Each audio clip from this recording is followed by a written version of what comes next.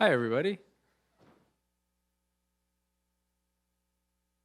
You're listening very quietly, but I know you're not here to hear me talk, so I will be brief and to the point. I'm going to introduce three things to you in rapid succession, starting broadest and most abstract and ending on the human level and the concrete level. First and foremost, the Humanities Forum, of which you are now partaking. This is an opportunity for members of the Providence College community to engage regularly in the intellectual life outside of the classroom, to deepen their appreciation of the humanities, and to explore diverse perspectives from on and off campus. These happen most Fridays right here in this room, but not always on Friday, with receptions following in the great room down the hall. And they bring in faculty from around the country to talk on a variety of issues. And even if they're not on Friday, they're always very interesting. And we're glad that you're here. Having said that nice thing, let me play bad cop for a minute and say that I would urge you to put away your laptops during the talk. I know that some of you are capitalizing on like, okay, I have a response paper, so I'm going to respond in real time, like a tweeting the news kind of thing. And I think, instead, why don't you, out of respect for our guests, and for your own sort of like undivided attention, just close that screen, let the talk wash over you, take notes by hand, if you will, and then whip out your response paper afterwards. And that's the way to go. Thing number two that I need to introduce is the Frederick Douglass Project, which is an initiative of the Humanities program. And it's based on the idea that for a society to be free and to remain free, you need to have citizens who can think and speak clearly and who can argue ideas persuasively and well. So we aim to do that by hosting events like this one, by teaching them classes on persuasion, and also by organizing writing contests and debates. There will be a lot of that going on in the spring. I hope you keep your eyes out for it and participate in the Frederick Douglass Project.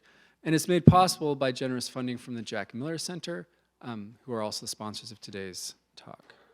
Okay, now, third and finally, our talk today will be with Professor Eric Adler, who's sitting over here to my right, your left. He's a professor and the chair of the Classics Department at the University of Maryland and previously taught at Connecticut College. He grew up, much like many of you did, in the Boston area and completed his PhD in classical studies at Duke. He's an expert on Roman historiography, Latin prose, the history of classical scholarship, and the history of the humanities. His most recent book is entitled The Battle of the Classics, How a 19th-Century Debate Can Save the Humanities Today. And he's thinking about, and he's going to be asking questions which all of you as students in Civ courses maybe have asked yourselves about Civ, such as, why does this program exist? What is it good for? How should it be organized? How should it be designed? Now, if that's not enough to whet your appetite, allow me to read you this quote from Anonymous from Latin 201 on ratemyprofessor.com. Eric Adler is the best professor I've ever had. I have now taken 3 classes with him and hope to take more in the future. He explains things in a way that is easy to understand, and he takes the time to help you. He is also super funny and is just a great human being. So, without further ado, super funny, great human being, Eric Adler.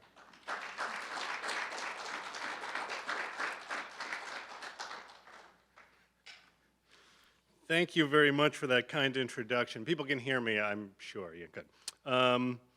The first time "Rate My Professor" has ever been used to introduce me, so there's something there. Thank you. And for the invitation also to speak at Providence College. I can't thank Professor Bernhoft and the Frederick Douglass Project enough for the kind invitation and also the opportunity to speak at Providence College, a place I visited for the first time today. It's a delight for me to be here, and I say this as Professor Bernhoft mentioned, a native of the Boston suburbs. We used to travel to Providence at least once per year to visit relatives. This would coincide with a visit to a restaurant called Cello's, which I don't know if this, which was thriving. We all sort of loved it. We haven't gone there. I assume dinner is not at Cello's tonight, but nevertheless. And then we would also marvel at how the drivers on 95 in Providence were magically worse than the drivers in Boston, which was seemingly the only time that that has ever come up. When you see someone going 90 miles an hour on 95, just veering in and out of various lanes, you just think, my God, if only I were in Boston, I'd be so much safer. The title of my talk today is, What Do the Humanities Do? And I'm going to argue that defenders of the modern humanities, in order for their disciplines to survive and to thrive on contemporary college campuses, must underscore the unique contributions of the humanities to a properly educated person. As you'll see, my perspective is going to implicitly support the sort of core curriculum that plays a part in Providence College's general education program, although I'll ultimately vouch for an omnicultural approach to a humanistic education and to a humanistic core education today.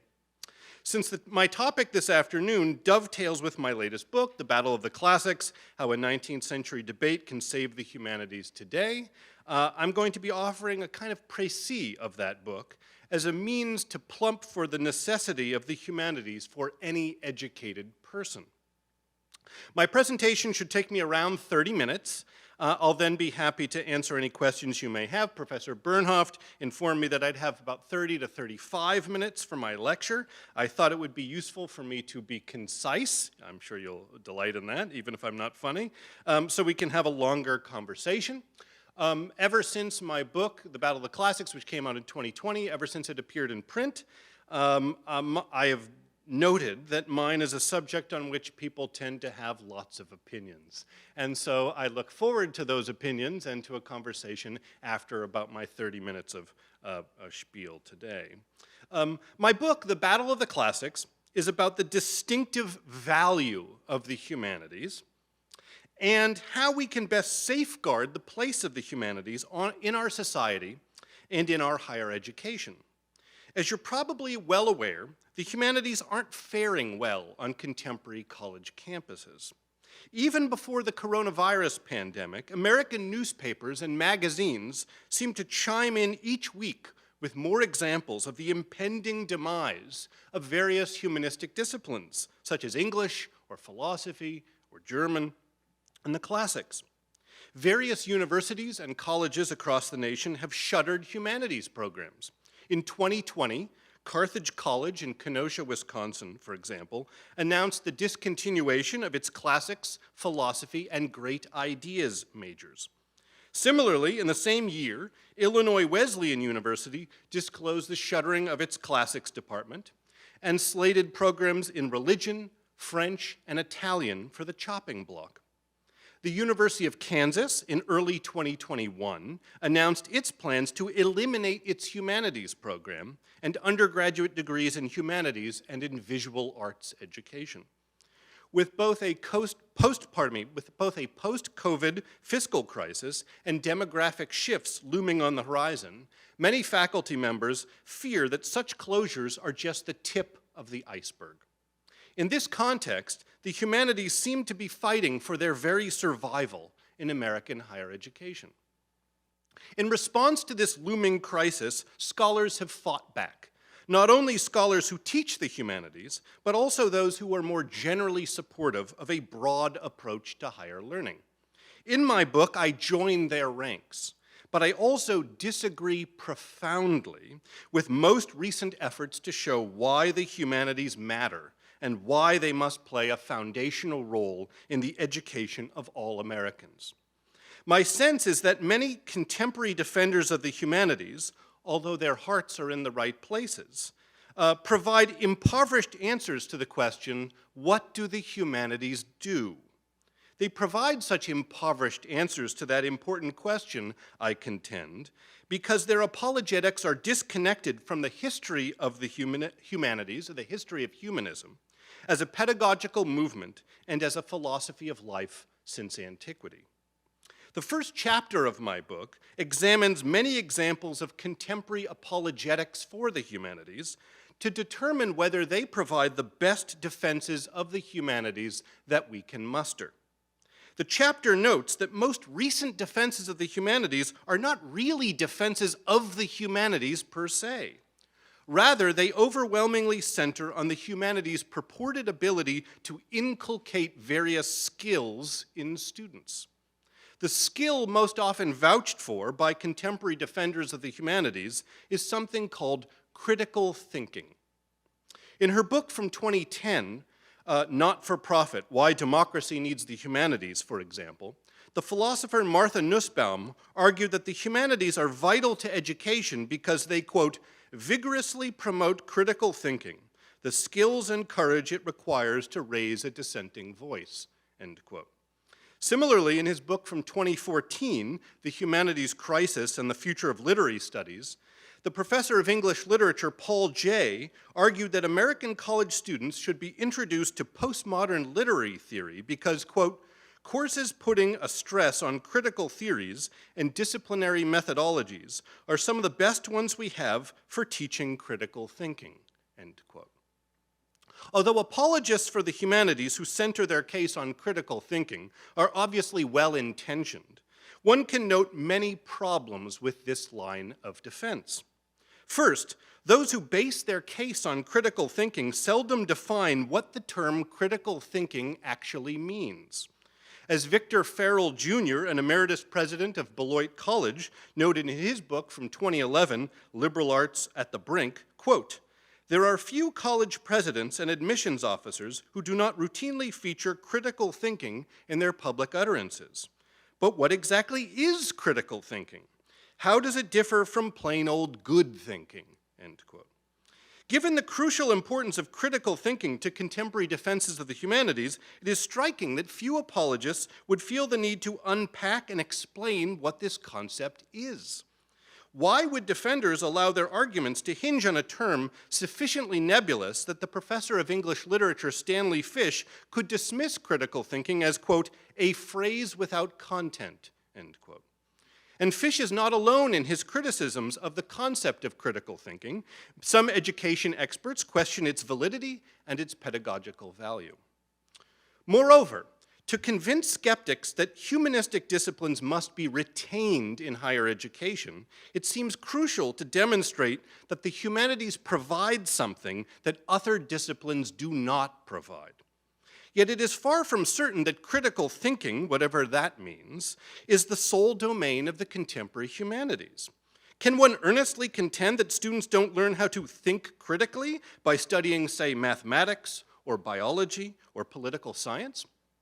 Thus, Farrell rightly wondered, quote, whatever critical thinking may be, why is it more likely to be learned by studying English literature or philosophy than business management?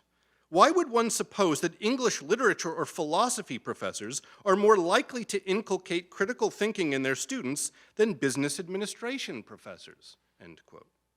Indeed, if you ask professors of, say, engineering or sociology or nursing or physics, pretty much all of them will tell you that their classes increase their students' abilities in the realm of critical thinking. We can point to another important downside associated with justifying the humanities on the basis of critical thinking. As it turns out, this shortcoming plagues all such skills-based arguments for the humanities. The problem is that recent defenders of the humanities regularly appeal to the authority of social scientists to validate their conclusions about the humanities as conduits for promoting desirable skill sets. Social scientists, unlike humanists, after all, can test empirically which subjects most effectively promote critical thinking, however they define it. As a result, skills-based defenses implicitly suggest the social sciences, and not the humanities, have the proper tools to assess value. If only an experiment could demonstrate the true value of Shakespeare, they say, then the humanistic disciplines could prove their worth. Thus, humanists must turn to social scientists to validate their impressions. Humanists, apparently lacking any useful means to judge the worthiness of their subject matter, must play the social scientists' game. By doing so, they demonstrate the superior value of the social sciences, and they also signal that humanists lack any intrinsic ability to evaluate quality. How valuable can the humanities disciplines be if they cannot even credibly vouch for their importance on their own terms? The dangers of hitching one's wagon to social scientific justifications for the humanities should appear obvious. What happens when a group of social scientists conducts a study that shows, say, engineering majors vastly outperforming humanities majors in some skill that they associate with collegiate learning? If the humanities must live by the social sciences, they're going to die by the social sciences too. In short, outsourcing claims about the value of your discipline is a risky business. This is especially an important conclusion in the context of American higher education, since the dominant approach to the college curriculum in the United States forces disciplines to fight against one another for resources and increasingly for survival. Why would humanists want to appeal to the authority of their curricular opponents in an attempt to defend the value of their subject matter? And if social scientists cast doubt on the humanities as incubators of various valuable aptitudes, you can presume that humanists will do a poor job attempting to debunk those conclusions. After all, humanists already agreed to play by the social scientists' rules. Through this means, they've set themselves up for failure. Consequently, in my book, even though I recognize the occasional necessity of stressing the humanities as conduits for the creation of job-ready skills, I believe that this is not the best way to vouch for the importance of the humanities. I further contend that an over-reliance on skills-based justifications will never encourage a genuine revival of the humanities on American college campuses. In opposition to the skills-based approach that dominates recent defenses of the humanities, my book seeks to provide a historically informed and substance-based defense for the humanities instead. To do so, it looks back in American educational history to a time when debates over the role of the humanities in higher education took central stage. In the late 19th and early 20th centuries, American higher education witnessed what historians of higher education have long labeled the Battle of the Classics. At this time, much intellectual energy in the nation was expended on attacks on and defenses of the role of the humanities in U.S. higher learning. And at that time, the late 19th century into the early 20th century, the humanities were still commonly conceived of as the classical humanities. The prominent disputes associated with the Battle of the Classics focused on elite campuses, which in the 19th century and today receive the most attention from the American press and the American public. Indeed, sundry newspapers and journals of the day focused on these disputes, which appear to have caught the attention of the American reading public. Traditionalists in the Battle of the Classics hoped to retain the classical languages, Latin and Greek, in many cases still synonymous with the humanities, as the pedagogical core of higher education in the United States. That's what they wanted. They wanted to maintain required Latin and Greek in the college curriculum. Their opponents, who were often called modernists by contrast, aimed to end curricular prescription and the dominance of Latin and ancient Greek in the American colleges. My book contends that we can learn today much from the arguments from the late 19th and early 20th century in the Battle of the Classics that will be directly applicable to our situation in attempting to defend the modern humanities today. Later chapters in the book analyze various attention-grabbing debates over the role of the classical humanities during the course of the Battle of the Classics. They argue that traditionalistic defenders of the classical humanities in the 19th and early 20th centuries made the exact same error that defenders of the modern humanities are making today. These 19th and early 20th century defenders overwhelmingly based their case for the classical humanities on skills. More specifically, traditionalists during the Battle of the Classics maintained that Latin and ancient Greek must remain central parts of the U.S. college curriculum because these subjects were supposedly the best inculcators of something they called mental discipline. Proponents of mental discipline theory attempted to connect the liberal arts tradition to so-called faculty psychology. Influenced by Scottish common sense philosophy, they viewed the mind through the metaphor of a muscle. Just as one needs to exercise one's body in order to grow strong, one must also exercise one's mind in order to increase the faculties of the intellect, the will, and the sensibilities. To many traditionalists during the Battle of the Classics, the classical languages must remain prescribed elements of the curriculum for all students because they supposedly offered the most effective form of mental gymnastics. It did not take long for the modernists to debunk that claim. Indeed, as various social scientists noted at the time, the traditionalists presented scarcely any proof that studying the ancient languages was more intellectually taxing than studying, say, chemistry or German. To make matters worse, by stressing the cardinal importance of mental discipline, the traditionalists had unwittingly made social scientists the arbiters of education's value. Thus, for example, when the psychologist Edward L. Thorndike reported on a study that he conducted of American high school students, in which he demonstrated that those who had studied Latin scarcely gained more general intelligence, as he called it, than those who had taken stenography classes, the traditionalistic supporters of the classical languages had no answer. This is of cardinal importance for defenders of the modern humanities to understand today because, as the historian of education David Potts has correctly stressed, critical thinking is mental discipline's, quote, conceptual successor, end quote. Our current apologetics for the modern humanistic disciplines, which routinely genuflect to critical thinking and other kindred skills, suffer from the same flaws detectable in the traditionalistic defenses of the classical humanities in the context of the Battle of the Classics. Such flaws should be obvious to astute students of the humanistic tradition.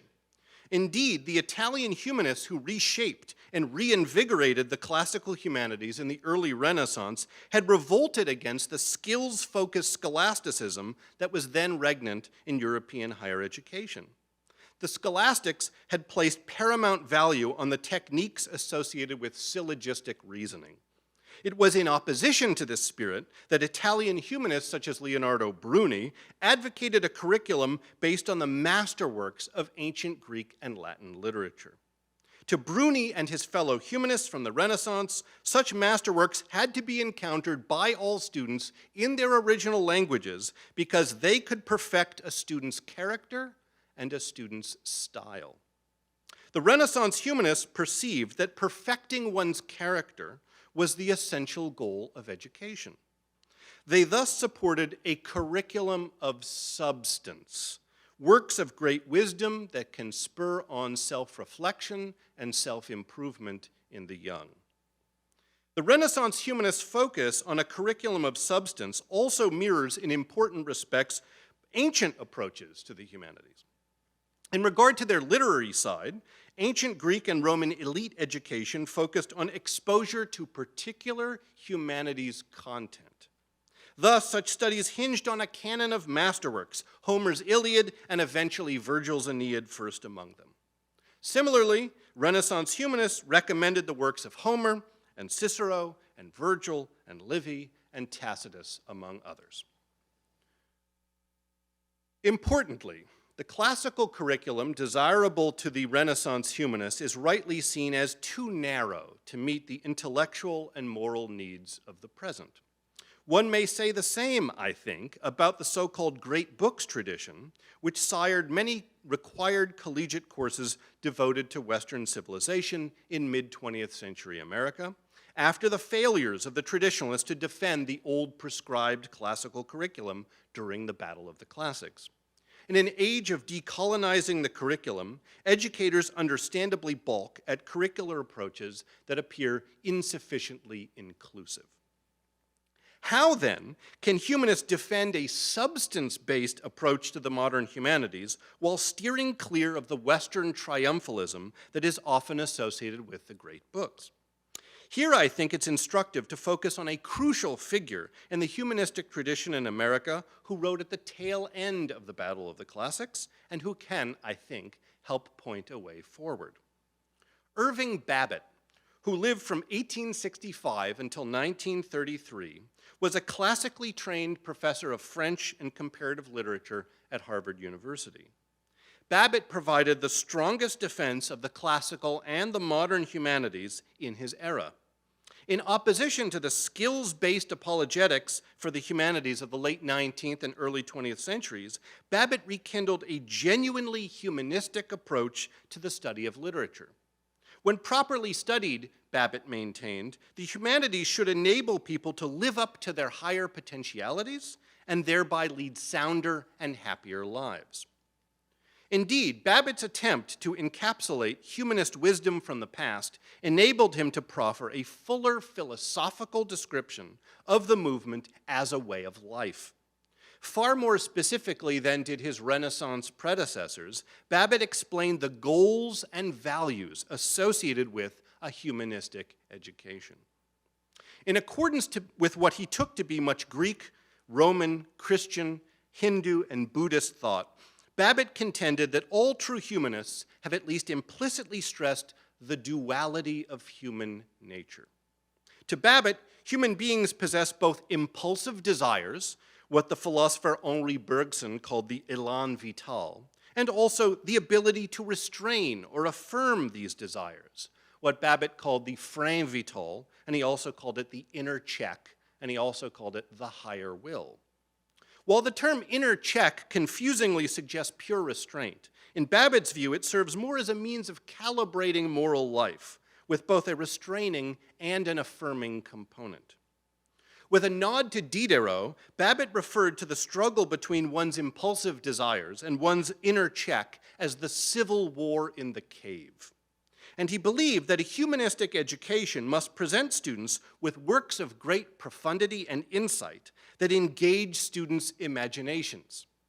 Such works, he believed, would enable them to strengthen the inner check on their longings, and through such means, they might lead sounder but also happier lives.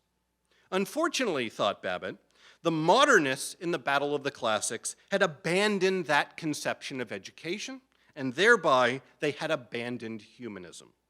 As far as he was concerned, modern American higher education had traded in its erstwhile commitment to humanism for a short-sighted, all-encompassing devotion to what Babbitt called humanitarianism, although I think it would be better to call it pseudo-humanitarianism, because Babbitt did not oppose genuine humanitarianism. He merely thought that a lot of what masquerades as humanitarian is in fact not really humanitarian. Babbitt identified two types of so-called humanitarianism that, in the absence of a humanist counterweight, were together destroying higher learning in the United States. He called the first scientific naturalism, and he identified it with Francis Bacon. He called the second sentimental naturalism, and he identified it with Jean-Jacques Rousseau as the most powerful advocate of Romanticism. Like the Romantics more generally, Rousseau denied the duality of human nature. He believed that human beings were intrinsically good and that society and its institutions had corrupted them. Thus, sentimental naturalists such as Rousseau preached the cultivation of one's innate impulses. Babbitt viewed Rousseau as the intellectual inspiration for the elective curriculum championed by the modernists during the Battle of the Classics. The elective system, which remains with us today in slightly modified form, allows students to choose all of their own courses. About this scheme, Babbitt wrote in his first book from 1908, a book called Literature in the American College, Essays in Defense of the Humanities. He wrote the following, quote, "There is no general norm, no law for man, as the humanist believed, with reference to which the individual should select his courses. He should make his selection entirely with reference to his own temperament and its supposedly unique requirements. The wisdom of all the ages is to be naught as compared with the inclination of a sophomore," end quote. To the sentimental naturalist, with his rosy impression of human nature, there was no need for young people to improve their characters because human beings were by nature good. Thus, thought Babbitt, Scientific naturalists, following the path of Francis Bacon, could eschew the goal of character development in favor of the false path of gaining power over the natural world. By achieving dominion strictly over things, Babbitt feared, scientific naturalists of necessity lost control over themselves. Naturalists, whether of the sentimental or utilitarian variety, denied the civil war in the cave, replacing it with a different outer militancy, a war between human being and society. But without regard for personal improvement through the cultivation of one's higher will, Babbitt feared that supposed humanitarianism would actually unleash horrors on the world. The contemporary choose-your-own-adventure curriculum promotes the message that discipline-specific skills are the lone attainments of an educated person. This is not a curriculum that will allow humanism to thrive. Moreover, Babbitt stressed that such a curricular approach is based on an appealing but ultimately unsound foundation, that people can rightly avoid the goal of self-improvement in favor of turning their attention to improving the world. To Babbitt, the complete replacement of humanism with supposed humanitarianism provides a recipe for civilizational disaster. An approach to education, such as our own, which casts away humanism, is likely to create what Babbitt called, quote, efficient megalomaniacs, end quote. Indeed, our current generation of Silicon Valley tech giants, certain that their inventions will make the world a better place, even though these inventions appear to increase depression and anxiety among their users, provides ample warning about the threat posed by an amoral approach to higher learning that avoids the crucial role of character development. While underscoring the cardinal importance of character formation in education, Babbitt also managed greatly to broaden the humanistic tradition, to allow it to look far beyond its classical and even its Western origins. He did so by stressing what he called the Platonic problem of the one and the many. For Plato, the one and the many amounted to a metaphysical problem. In the early dialogues, Plato wondered, what is the one thing common to all, say, pious actions, which makes them pious? Babbitt, however, transferred the problem of the one and the many to the human soul. Human beings, Babbitt noted, are simultaneously all different and all the same. As such, all human traditions, Babbitt posited, have contributed to what he called the wisdom of the ages, a nucleus of universal human experience that could help us determine salubrious standards for living a good life. In his writings, for example, Babbitt, who had studied Sanskrit and Pali at the Sorbonne and at Harvard, regularly included insights that he attributed to such non-Western humanists, as he called them, as Confucius and Buddha. For example, in his magnum opus from 1919, Rousseau and Romanticism, Babbitt noted that, quote, the experience of the Far East completes and confirms in a most interesting way that of the Occident. We can scarcely afford to neglect it if we hope to work out a truly ecumenical wisdom to oppose the sinister one-sidedness of our current naturalism, end quote. Babbitt implicitly demonstrated that a proper approach to the humanities should center around the study of global masterworks. After all, works of deep intellectual, aesthetic, and moral significance are linked to a rich variety of human civilizations, past and present. From such works, we can attempt to discover whether there is a central core of human wisdom across the ages from manifold traditions that can help us grapple with the best ways to live.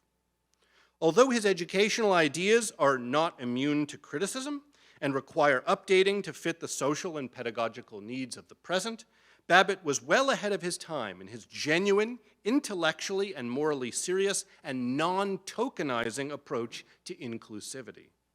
In the final chapter of my book, I attempt to use Babbitt's philosophical foundation as a springboard for a novel, yet historically informed, omnicultural approach to the study and teaching of the humanities. I stress that in order to thrive,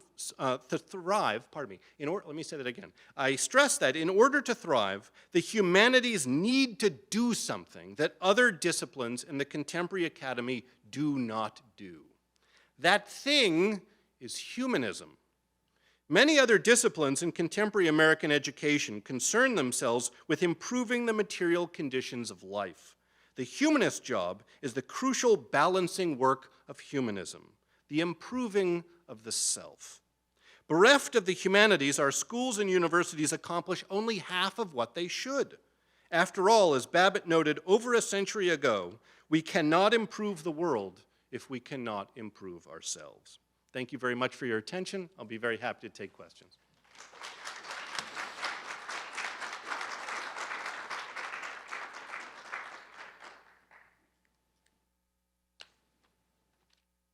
One of the things we like to do at the Humanities Forum is have a student ask the first question, or at least give the floor to the student for a first question. So, you got one? All right, and wait for the mic before you talk, because we're capturing this all on film.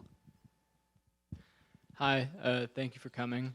I was wondering, one of the main theses that I sort of interpreted from this talk was the role of humanities in self-improvement and teaching that to students. This being a Catholic school, I was wondering if you thought that a education about theology or related subjects would have a similar role, or if not, what role that would have in a holistic education. Thank you. It's a great question. I will say straight up that I am not Catholic, so my answer to this will be less informed than others who happen to be in the room.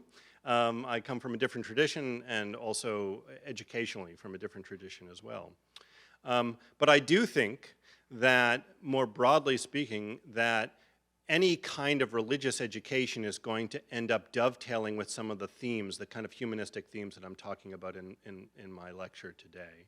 And so it's certainly the case that there's going to be interplay. I would note also, and I had a discussion about the core curriculum here beforehand, that theology plays a role in that kind of humanistic core as well. So I think that the people who made up that core curriculum at Providence College are aware of the overspill between those two things.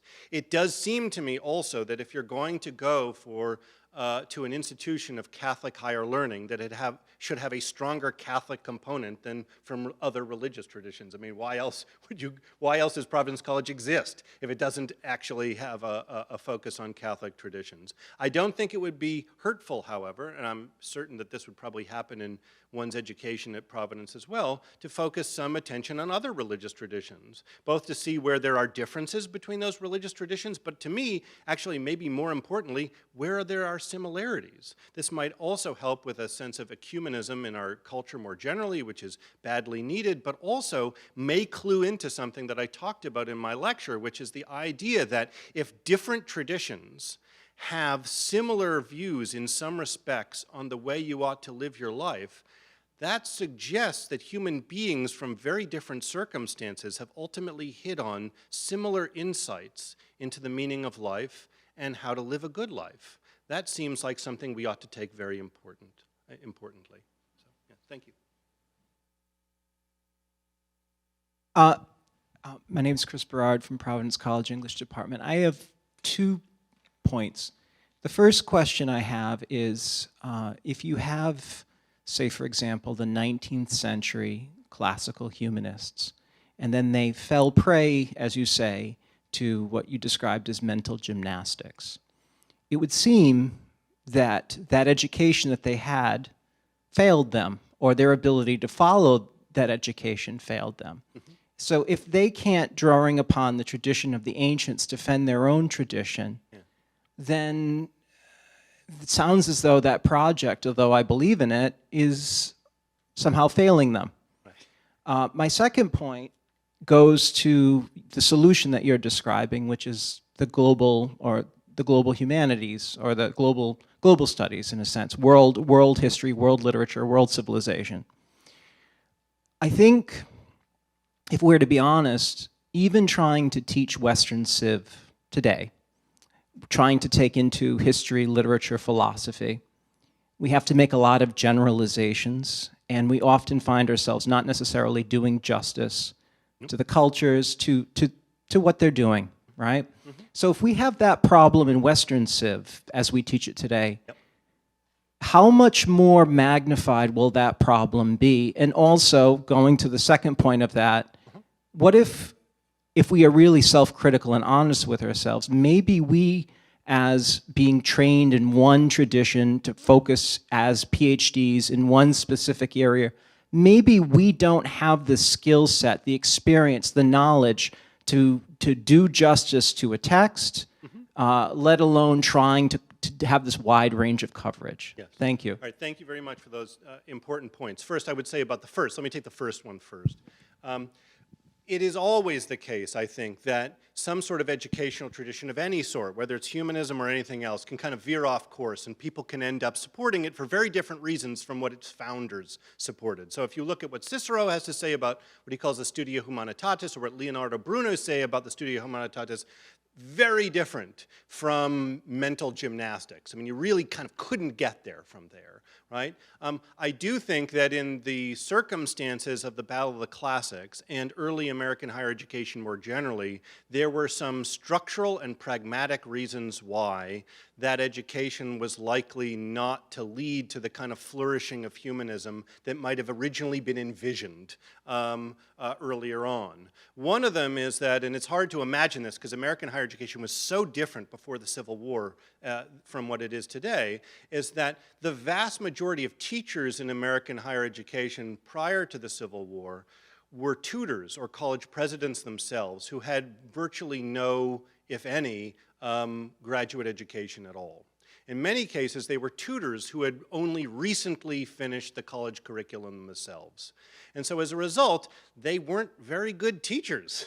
They didn't have much advanced knowledge. So what they did in regard to their teaching of Latin and Greek is they turned them into kind of grueling recitation sections in which people had to stand up and kind of give their forms and so forth, and maybe they get slapped on the wrist if they weren't able to do so reasonably. So the argument they came up with about mental discipline made sense in that kind of pedagogical context, in which it would have been very hard to believe that those kinds of classes were really leading people to the promised land of what the good life was.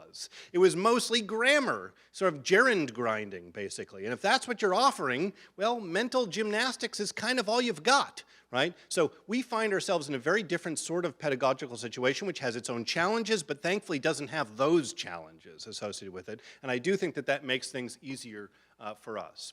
As far as the second question is concerned, this gets to the more general concern about dilettantism, right? That we could be teaching these kinds of classes and people kind of don't know very much about what they're talking about and so forth, and there can be a lot of spitballing, and especially given the nature of graduate education in this country, people can feel very uncomfortable. You know, here I go, I'm going to talk about the Bhagavad Gita. I was trained in Racine, but I'm suddenly going to talk about this. This is something that makes people nervous. Now, there are some ways to get away from that, I think, pragmatically speaking, so that at Columbia University, they have a famous core curriculum, and one thing they do is that they have a session each week for the teachers of the core, and one person ends up being an expert on the text that's going to be taught that week, and that person delivers a lecture and answers questions to the other professors who are going to be teaching that to give some vital context. Here's some things you should point out. Here's some historical context you need to know, and so forth. It's not going to be the same as an expert on everything, but it's going to be better than nothing, I think. So that's number one.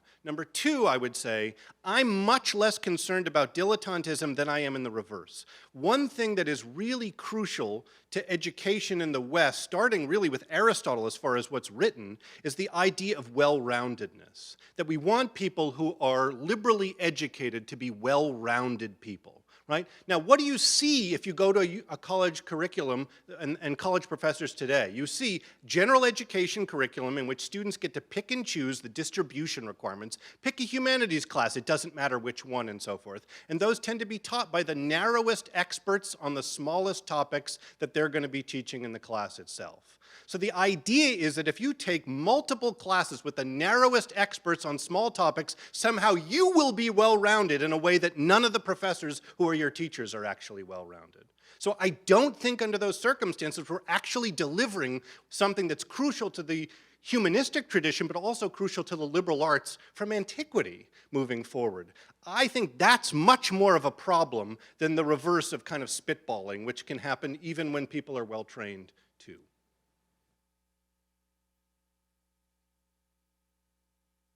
Thanks very much for your talk. It's been a long time since I've heard someone talk about Irving Babbitt, so that was pleasant to hear. What's the last time you heard someone? My question it picks up on this idea of well-roundedness. So I agree with the concerns about skills-based approaches to advocating for the humanities.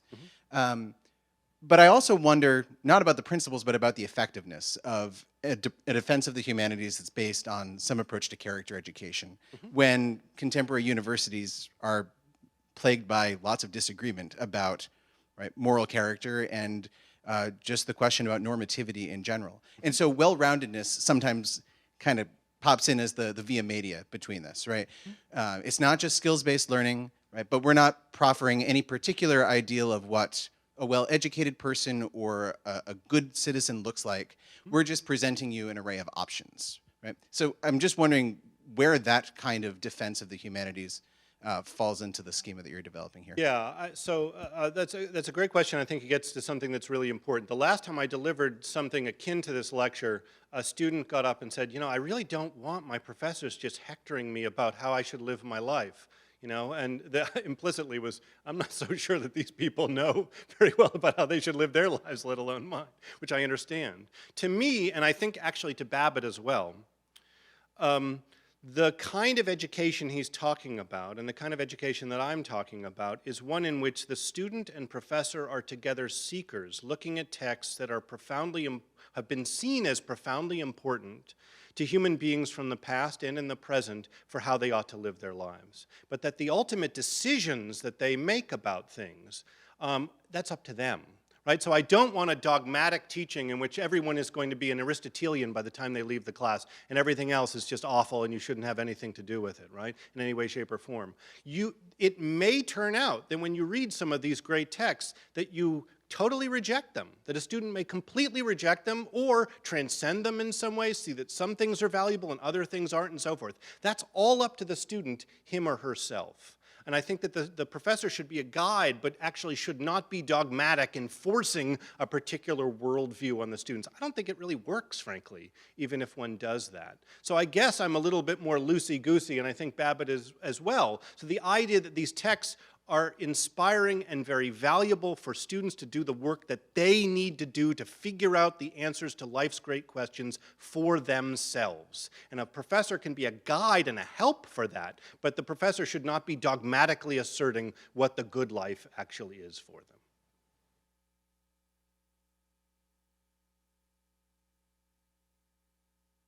them. Thank you for coming, but when you say the good life, what are the concerns about the idea of the good life coming from one region of the world majorly, because most of the texts that we are reading are from like Europe and Greece, and how can we better make syllabi that reflect the good life in terms of the entire world and universal?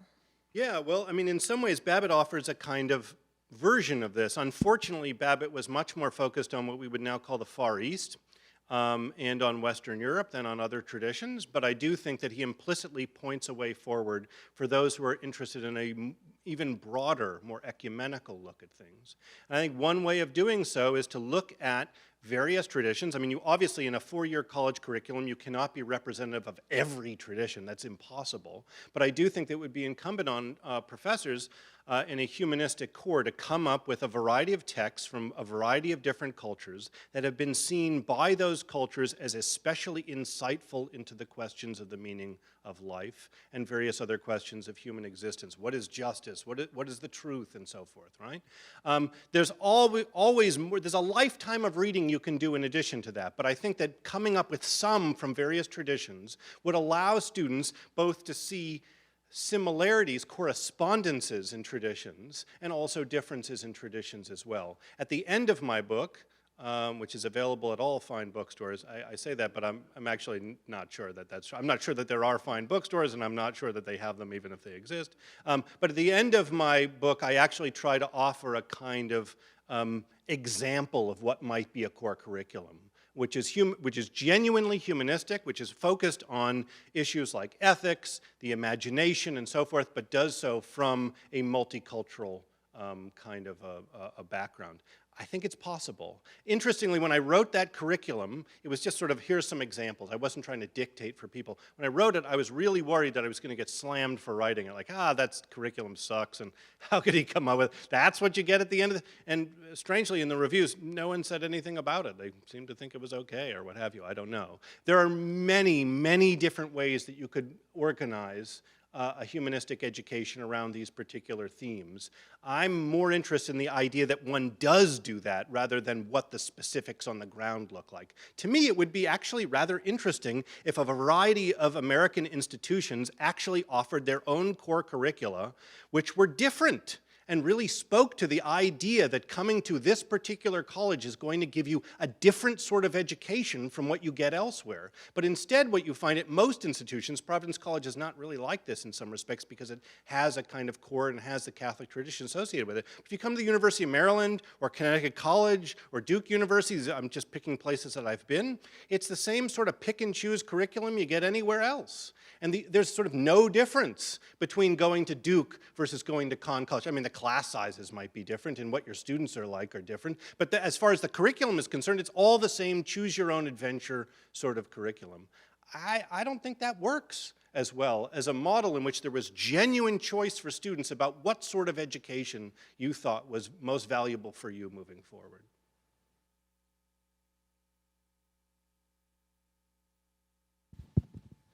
Thanks so much. Lots to think about, very timely. I have just a quick comment and then a question. The comment is, there's a great defense of the critical thinking strategy in Plato's Republic. When he encourages his students or his listeners to study the liberal arts, in particular mathematics, he says it's going to make you a really good general. And then later he says, oh, and it's also going to help you identify the transcendent. Mm-hmm. So there's a peculiar tradition within the tradition of the humanities that sees skills-based defenses as certainly not ultimate, but certainly strategic and strategically useful defenses. And that's maybe an interesting thing to remember. Mm-hmm. My question is, I'd love to see how far you would go in the substantive defense of the humanities. Mm-hmm. So you, for example, Nussbaum, whom you quoted, she cares a lot about sympathy, that the humanities develop sympathy, and that's a very important character trait to develop, especially in the young. You mentioned self-reflection of various kinds. So I'm interested, how far can you go? Like, do you have here's 10 substantive principles that the humanities develop, and one way of, or one reason one might want to push in that direction is there are general things like sympathy. Mm-hmm. That's one way of taking your substantive defense of this kind of education. Mm-hmm. But there's a second, and that's geographic and temporal.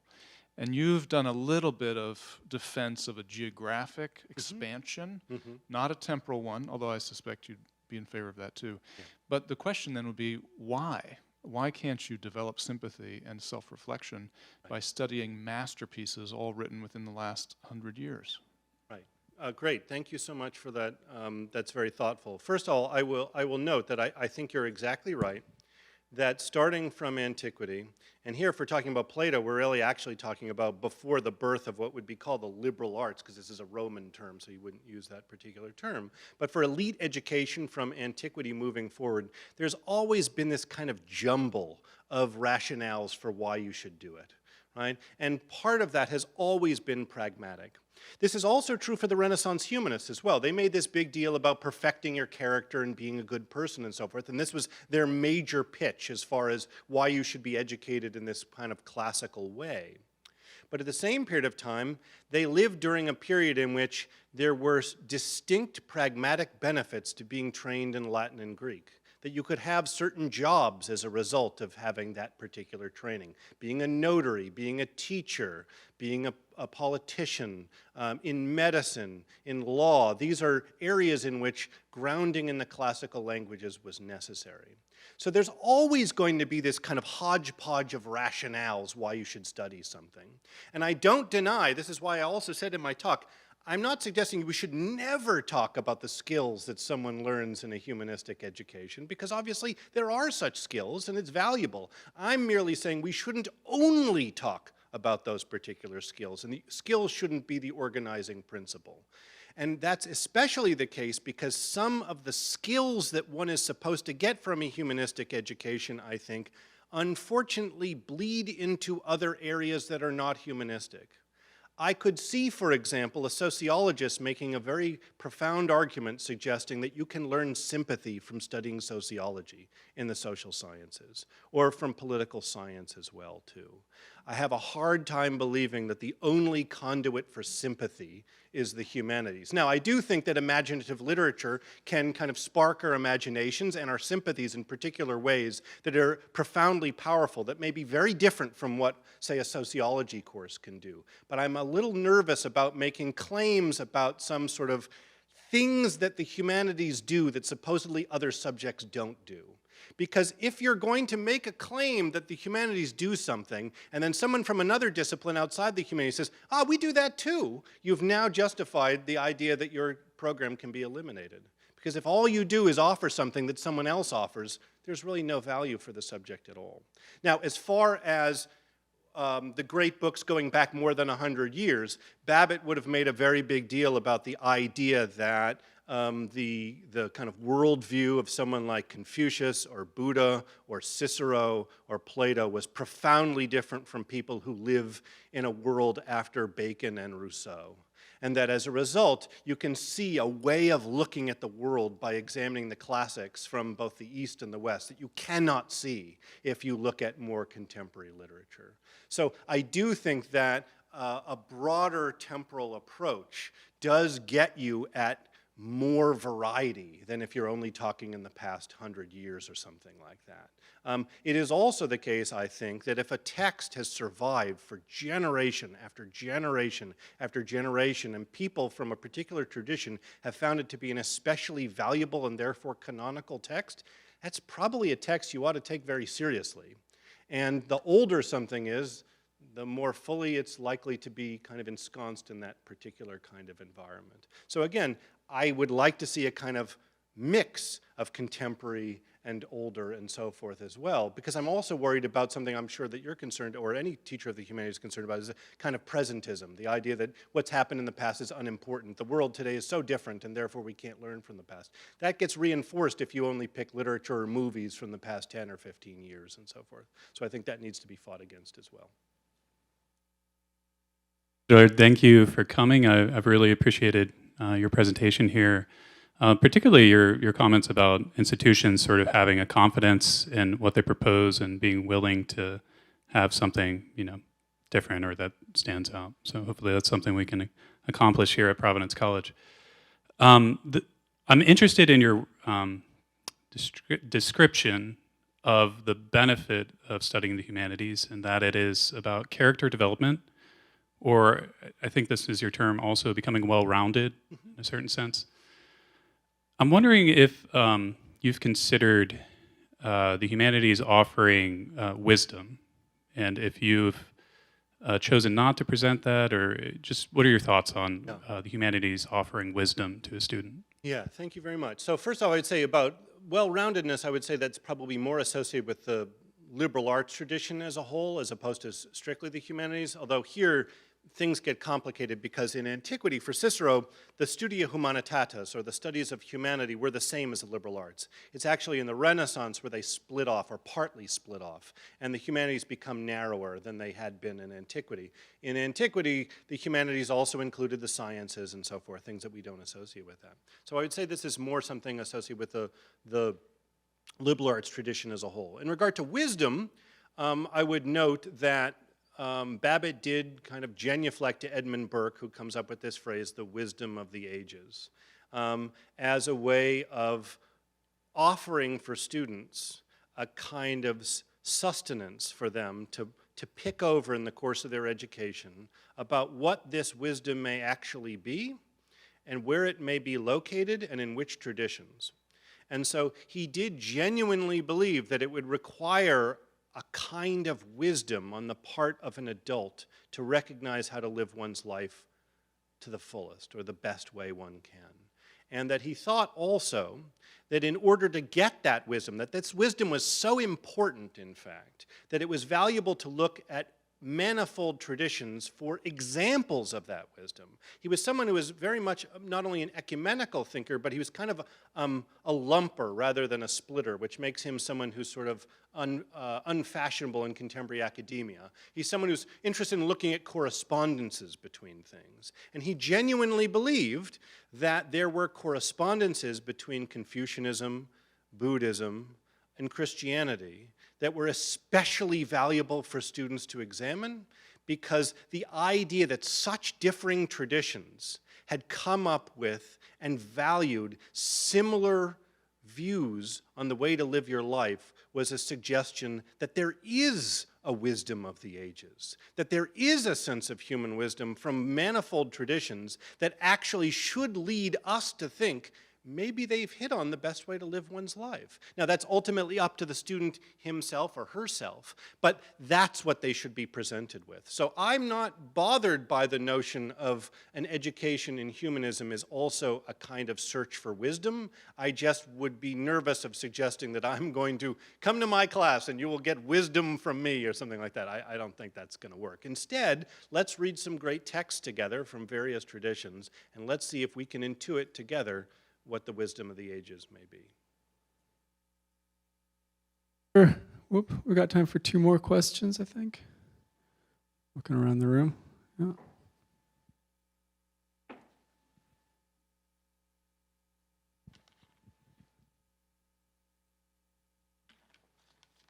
Thank you again for your talk. I believe you have hit on something to talk about how we've allowed the social sciences to evaluate the humanities. And I'm going to ask you a question which I'm sure you hate, which we often get. What is my ROI? What is my return on investment to send my son or daughter to Providence College to study the humanities? Right, yeah, thank you so much for that. One thing that I would note also about the first part of the comment is one thing, and I don't know how much this is here, but I'm sure it's everywhere because it's the nature of accreditation, is that we have, at least at Maryland and at other institutions I've been at, something called learning outcomes. Right? Learning outcome, I forget what the LOA, I forget what the A stands for, right? And it's this sort of skills-based, what did students learn in your classes kind of thing. And everyone hates them, right? Because everyone knows it's a joke. And the idea that you're going to get a humanist to kind of come up like a social scientist and figure out how much learning was done in these particular categories, these skills-based categories and so forth. Well, that's what you get if you have no substance-based vision of what an education is. You get learning outcomes. That's what you get, right? And everyone hates them. My wife's a social scientist. She hates them too. She thinks them are a joke as well. No one takes that stuff seriously. It's just done for accreditation.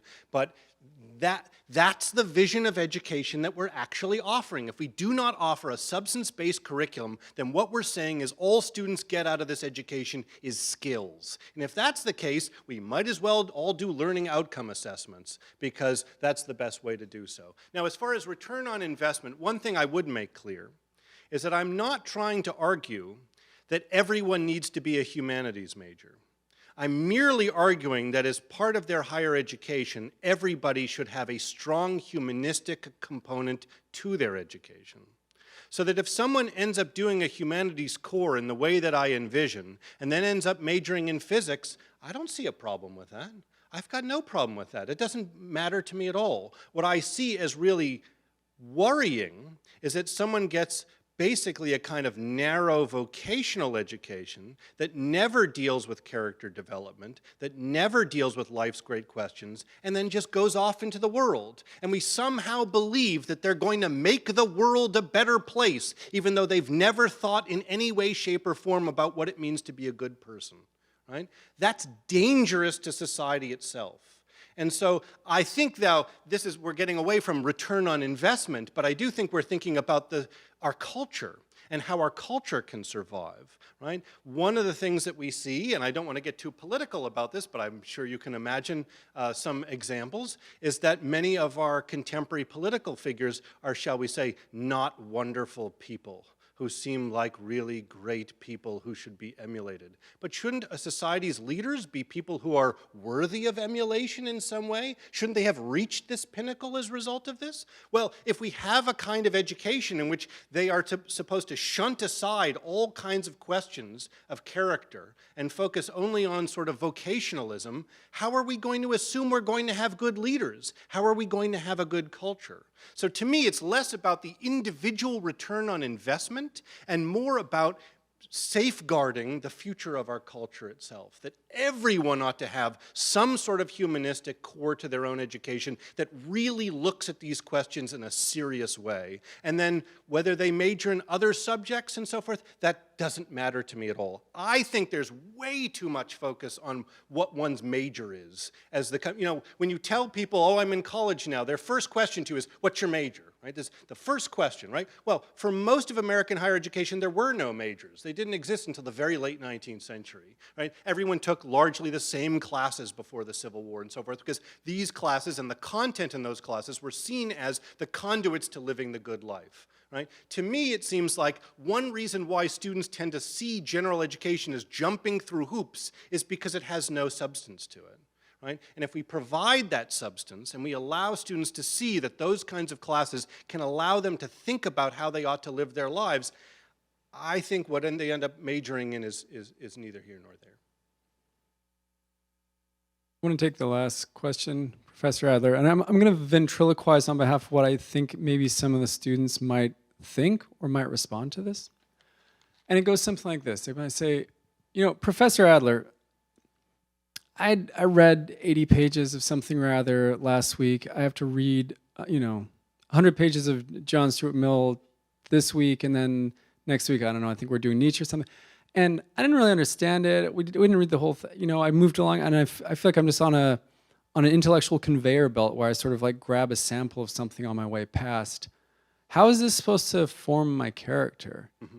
And so what I'm getting at with this question is I'm wondering whether your argument entails that we have to also study these texts in a certain way or in a certain mode, and not just because like I could have 20 books on my bookshelf and I'll dip into them a little bit and forget about them, and I don't think I've changed at all. Right.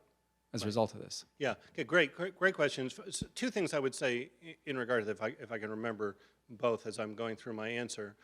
One is that I do think it's true that there are different ways to study text or to read with different levels of seriousness, and that some of them will not really lead to the kind of self-reflection that I'm talking about. When you talk about the idea that the humanities could make you a better person, the obvious response to that is, well, there were some very highly cultivated Nazis. So clearly these are people who understood, they knew about painters and some philosophy and so forth, and they were some of the most awful people you've ever seen before in your life. Similarly, at a much lower level, you could see some people on a faculty who know quite a bit about various texts, but are not necessarily such wonderful people if you talk about to them in their daily lives.